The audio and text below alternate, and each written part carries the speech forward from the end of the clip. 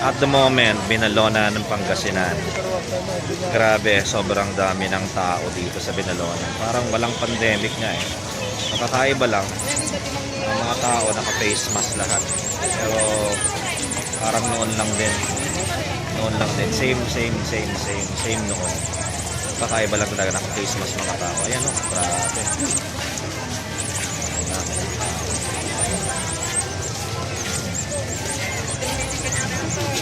Binalonan Pangasinan, dami tao.